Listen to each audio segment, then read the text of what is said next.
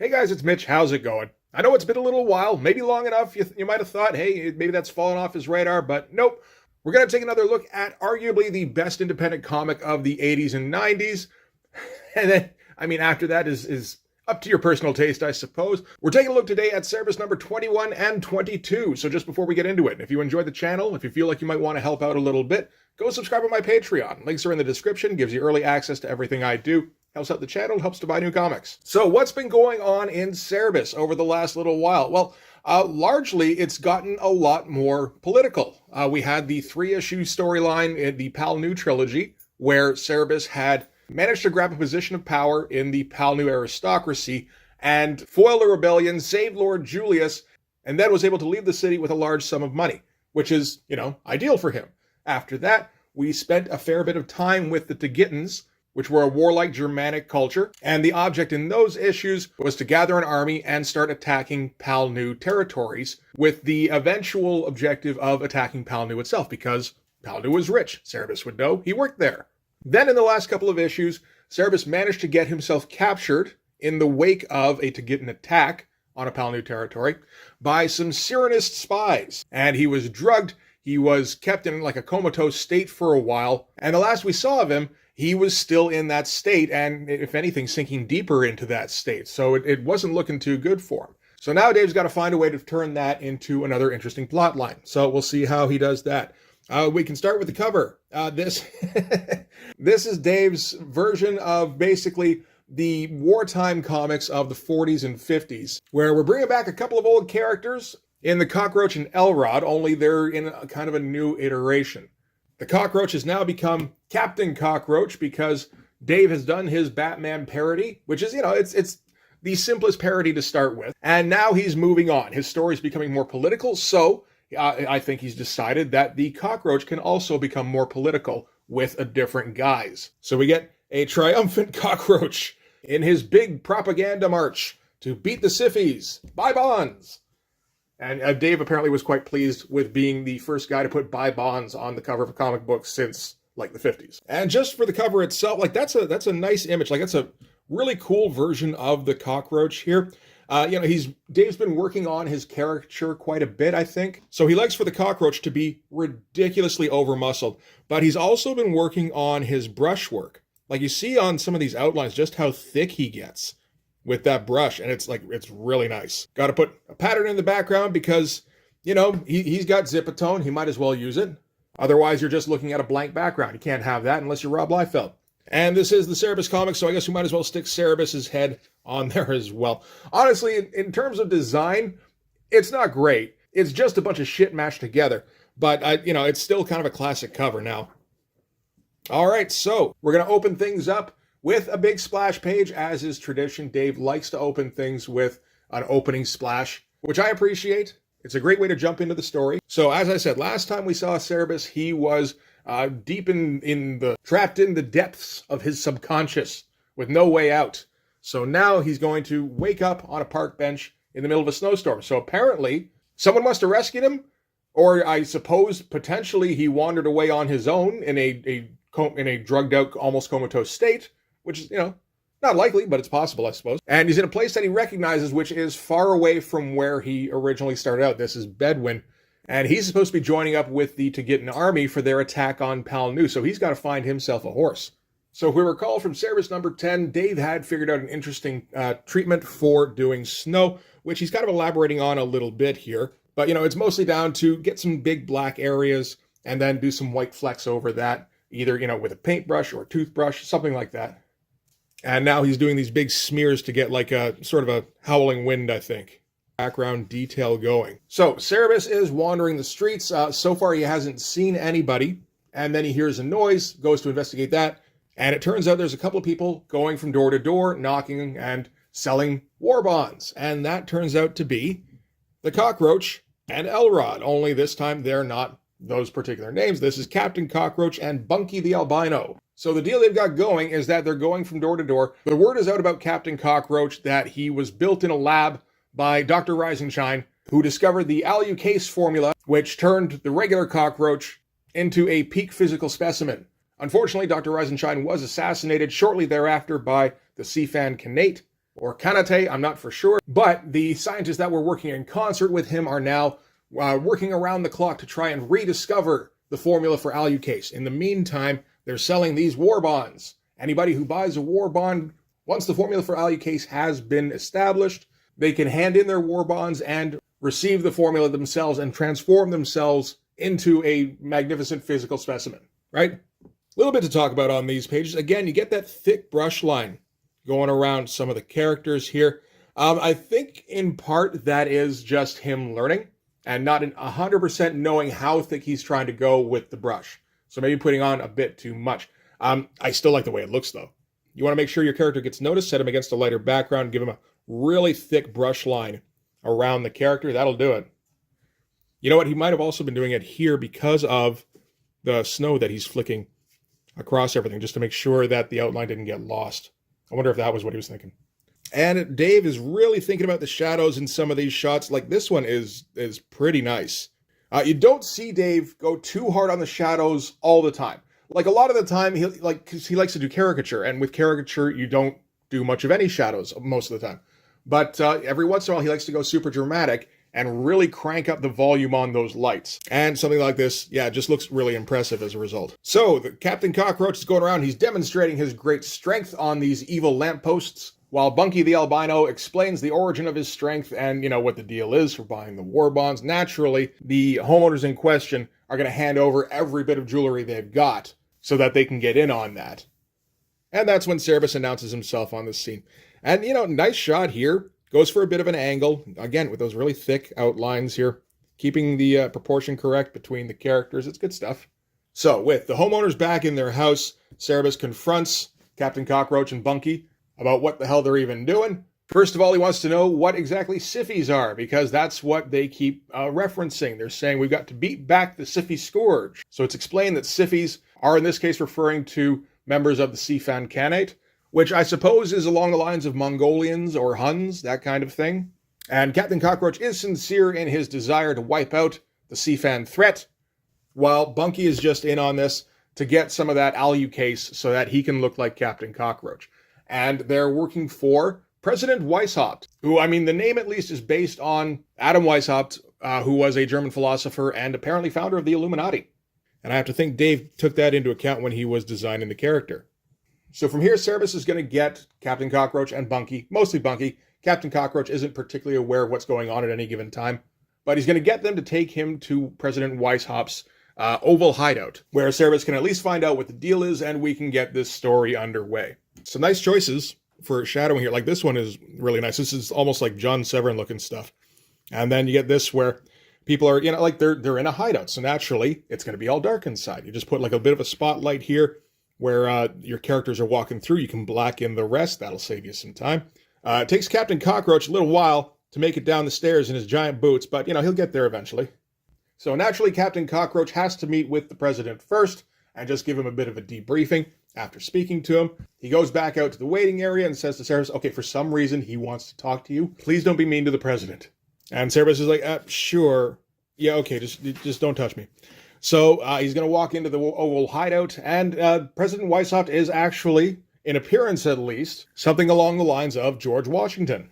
And the deal with President Weishaupt, he's presenting himself as this uber-patriotic leader in exile, when really he's more of this, philosopher / cultural thinker who's trying to kind of change the culture around him and get as much money in the meantime as he can.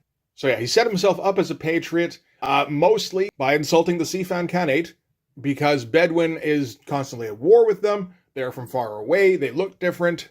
So it's easy to get regular people worked up about these weird-looking foreigners and then get them into a state where you can pry their wallets away from them.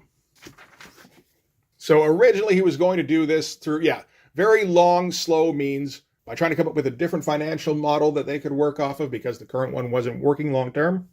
When he happened across the cockroach at the end of CEREBUS's last meeting with him in issue 12.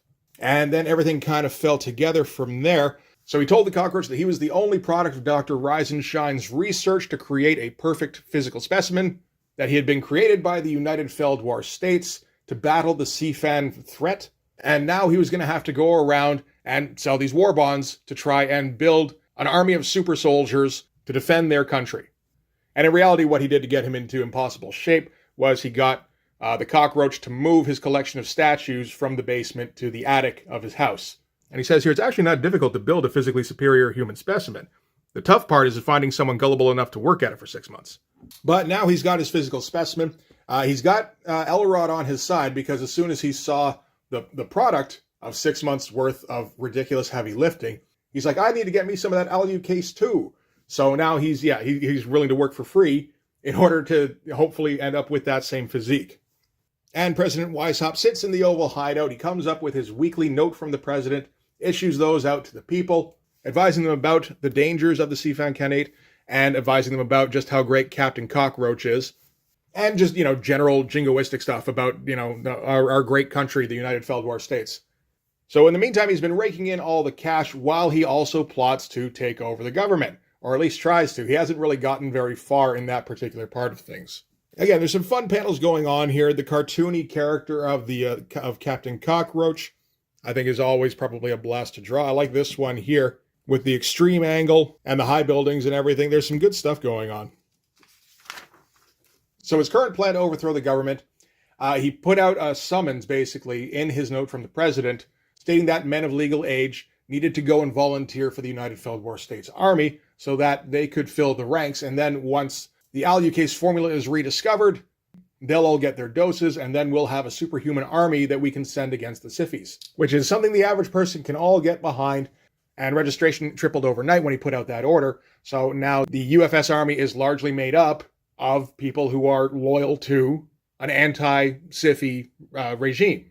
So if the current tribunal doesn't act in the interest that President Weishaupt wants them to, then they're going to have an uprising on their hands if they don't make war with the Sifan Khanate immediately. So I would imagine the next step is to present himself as this folk hero, President Weishaupt, and, make himself public, get the people behind him, get him installed in office, and with the will of the people behind him, he'd be safe from political backstabbing, theoretically. CEREBUS decides he's heard enough at that point. I'm maybe a few of us have at that point. And so he's like, okay, well, you have fun. I'm taking off. It's like, well, actually, you'll need my help to get you some forged documents, because there's no way you get out of the city otherwise. Everything's locked down. So in the meantime, they're going to have a drink of an extremely rare wine, which reacts with the drugs that are still floating in CEREBUS' system to get him hammered immediately, which is always some fun stuff. So we've established what the current situation in Bedwin is anyway, but we haven't really established a way for CEREBUS to be invested. If anything, he's trying to get out from under all of this before everything just blows up. So he takes his forged documents. Bunky and Captain Cockroach are going to escort him to the city limits, and they're going to see him on his way, except on the way, they get ambushed by a Sifan assassin. CEREBUS sobers up immediately, and they run into a nearby alley, and he's like, okay, so the one thing you need to know about dealing with a Sifan assassin, and then he just kind of blanks out for a second, like, what do you need to know? I don't know. I don't know nothing, because he's back to being hammered again. Again, just the reaction with the drugs. So now Captain Cockroach and Bunky the Albino have to do something for real, and they're not really equipped to do that, so they're just going to kind of sit there in the dark while an assassin tries to, work his way around to a more favorable position and try to do like a vaudeville thing where they're just like, well, what do you think we should do? Well, it kind of depends on what CEREBUS was about to say next. If he was going to say, never stay in one place while the Sifan assassin is, trying to kill you, then I think we should make a run for it. However, if he was going to say, never leave your cover when a Sifan assassin is trying to kill you, maybe we should stay put. And then CEREBUS comes to again. He's like, why are we still here? I was going to say, never stay put with a Sifan assassin. Yeah, he'll just outflank you. We have to keep moving. It's like, we guessed wrong. Okay. And, like some fun pages that aren't particularly difficult to draw. It's mostly just figures and then like a whole bunch of black. You basically just put a bright spotlight on these two like they're on stage, and then black out everybody around them, and you make sure that the expressions themselves are, fun to draw, fun to look at, which they are generally.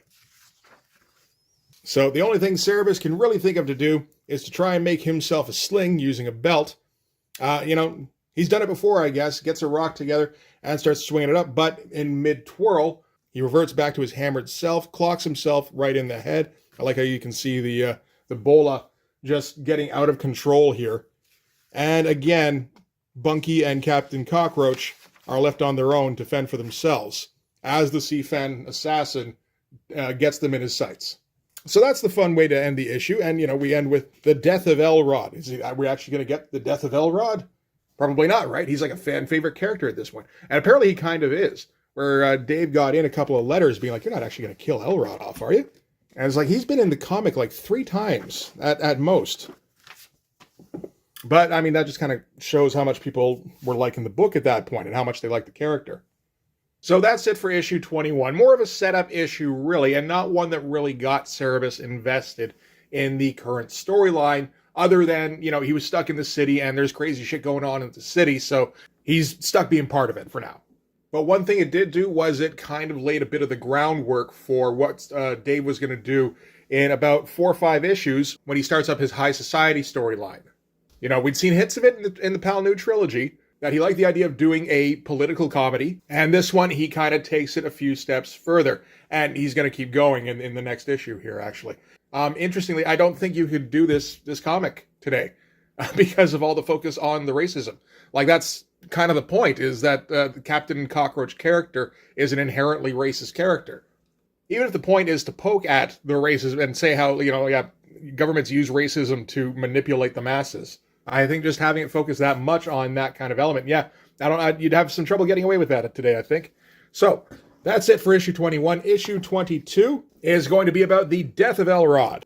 So I'm not for sure if this cover is a direct homage to anything, but the deal with this one, well, I guess we'll get to it in a second. Right? We might as well get right into it. This is the death of Elrod. Get a nice script title here. Dave likes some elaborate lettering for his titles, and, he doesn't like to do the same thing twice, which is nice.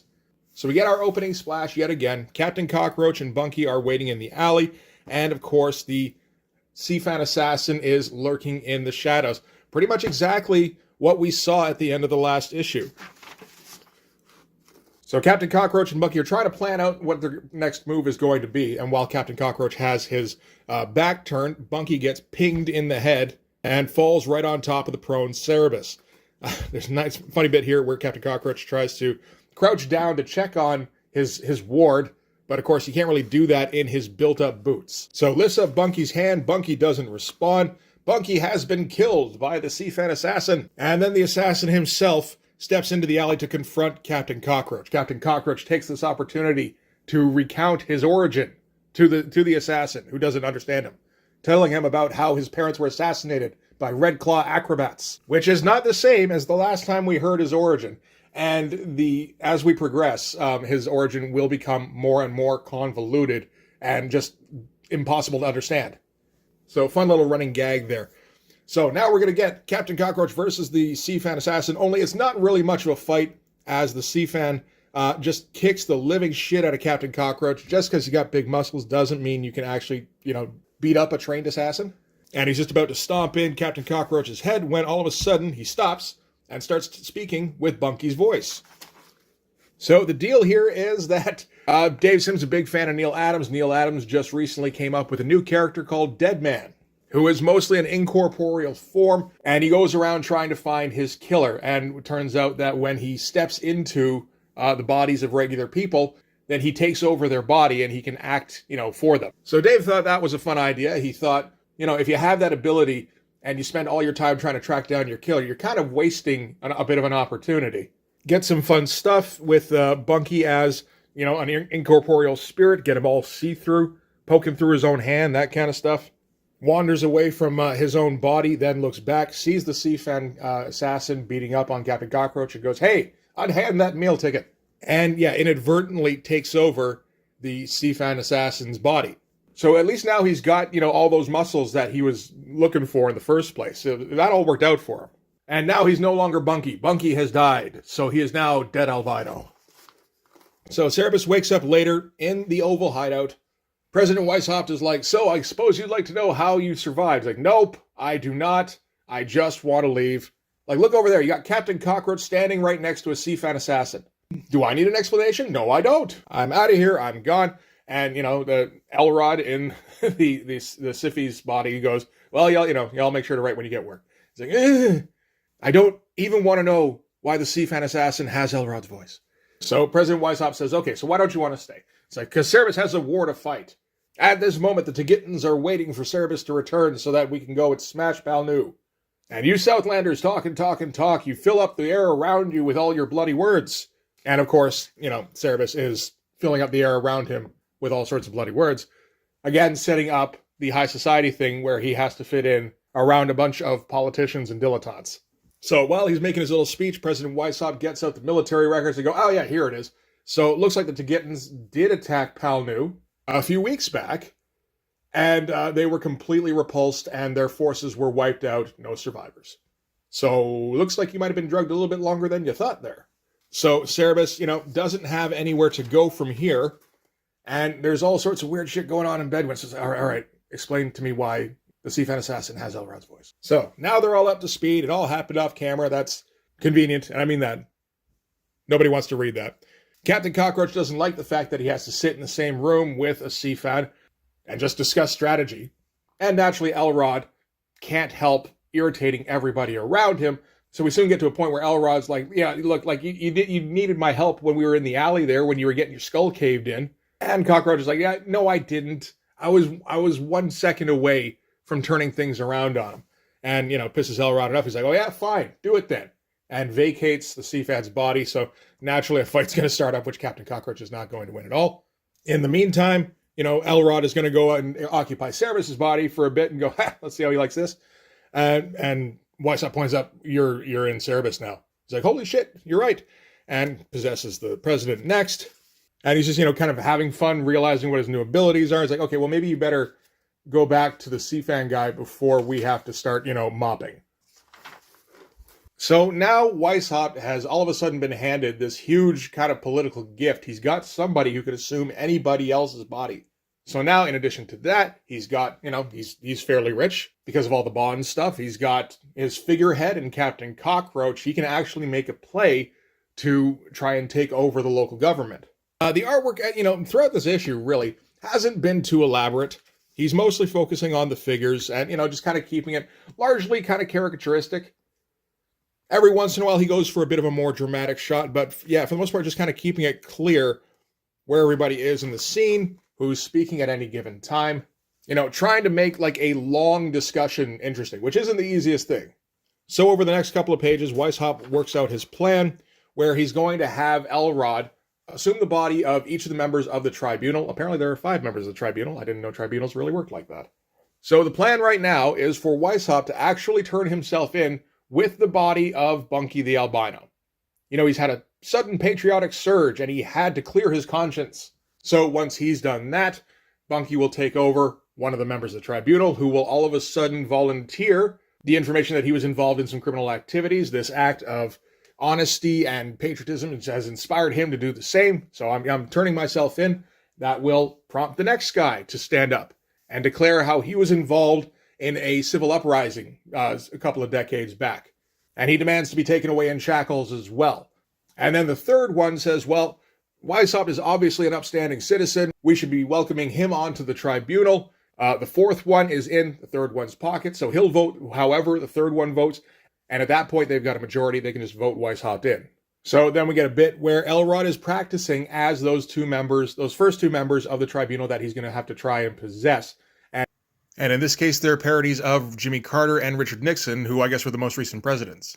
In the introduction, Dave states how he is not happy anymore with how these particular parodies turned out, how it's just kind of cringeworthy. But I mean, if you throw enough parody darts at the board, every once in a while, you're just going to miss. That's how it happens. All right, so now the plan is in place. Weishaupt and CEREBUS go over to the tribunal with Elrod's body, which is now, almost solid. Weishaupt begins to turn himself in, and while CEREBUS has Elrod's body hoisted on his shoulder, Elrod's body starts speaking to him. He's like, hey. And CEREBUS is like, what are you doing in there? It's like, I wanted to see if it still fit.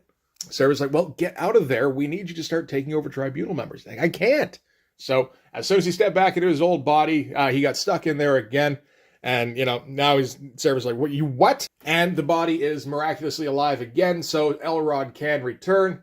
And Weishaupt has suddenly turned himself in with no plan going forward. So, sucks to be him. Pretty good panel here. With them walking through the courtyard, all the columns, like having to do like a long shot. Probably wasn't super fun to draw this, but I mean, it helps, I think, probably a fair bit when you do faces instead of like intricate designs. I'm sure that was the thing, where it's just like, okay, these are going to be like Doric columns or something. I need some intricate designs. Fuck, I don't want to look that up. You know what works just as well? Faces. Those are intricate. I know how to draw those. I'm going to put those on the columns, and then it's all going to look fine. And I mean, Dave has already used faces where they really didn't need to be in the backgrounds previously. So this is just kind of cementing it. So with no plan and, like right in the middle, the authorities with all their guards around them, CEREBUS is like, okay, time for plan B, and hucks Elrod at the nearest guard and goes running. And all Weishaupt can do is just chase after him. Good shot of CEREBUS running too. I feel like he'd use that again, like in promotional stuff. They keep running from the guards through the snow, just kind of staying one step ahead of them, but the guards keep chasing them. And, they're leaving footprints, they're leaving tracks all over the place. Weishaupt can barely keep up. CEREBUS is a barbarian at least, so he's used to this kind of thing. But they do manage to get a bit of a breather. And Weishaupt's like, okay, so what's the plan going forward? Well, the plan now is for me to squeeze through this gate and take those forged papers that you made for me. Thank you. And I guess you're going to jail. So, sorry, bud. CEREBUS is just going to leave him to fend for himself. If it were somebody different, he might have stuck around and tried to fight off the guards. But, I mean, Weishaupt is exactly the kind of guy CEREBUS doesn't like, the pampered dilettante who speaks in big flowery words and looks down on the lower classes. Like CEREBUS, he's called out CEREBUS a couple of times for being destined for poverty, which, I mean, makes sense. He's a barbarian. Like, what other kind of life would you expect? He's just kind of being realist, but CEREBUS does take that a little bit personally. So the only reason he was sticking with him up until now was because he was a pampered dilettante who was going to make CEREBUS rich. But seeing as how that's not really going to happen anymore, yeah, probably best to just part ways at this point. Another Frank Thorne drawing. I think this is Red Sophia. I can't tell the details on... Hang on, let's get the glasses out. Nope, that's not chainmail. Okay, so that's Gita. So that's in the wake of issue 19. Apparently Frank Thorne would send Dave Sim drawings of Gita and Red Sophia pretty much whenever, like, he felt like Dave had done something nice, or like featured one of his characters in a story, or said his name 3 times in a bathroom mirror, whichever. So yeah, that is the end of CEREBUS number 21 and 22. Just kind of a fun little adventure thing that got pretty political, but still had a little bit of action and a lot of comedy throughout. It's interesting how, in the early days, Dave couldn't focus too much on the comedy because he was trying to rope in the sword and sorcery crowd who were reading Conan. And now, I mean, he's been at this for like 3, maybe even close to 4 years. Because you figure there was a good long while there where he was doing this bi-monthly. So yeah, he's got to do something else to keep himself interested. So naturally the comedy takes over. That's the stuff he enjoys writing the most. And now he's pushing it into areas that he's more interested in than the sword and sorcery stuff. So we've got one more storyline to go before he goes full politics and pretty much abandons the barbarian part of CEREBUS. Like, at least for the most part. It's not one of the most omnipresent elements of the book. It's still, the main part of CEREBUS himself, but now you get the funny bit of the barbarian aardvark in high society. So yeah, next storyline we'll be checking out Dave's parody of The Beguiling, which is a weird 70s Clint Eastwood movie, I think. But for this one anyway, that's going to do it. Thanks very much for watching. If you like this video, please hit like, hit subscribe, hit the notifications so you know when the next one's coming out. Go over and subscribe on my Patreon. Gives you early access to everything I do, from the Blood Force stuff to the YouTube videos before they get uploaded to YouTube, as well as some Patreon exclusive content. You can also follow me on Instagram and DM me there for commissions, and you can join the Blood Force Discord server. But yeah, that's going to do it. Thanks again for watching, guys. I'll see you in the next one. Bye-bye.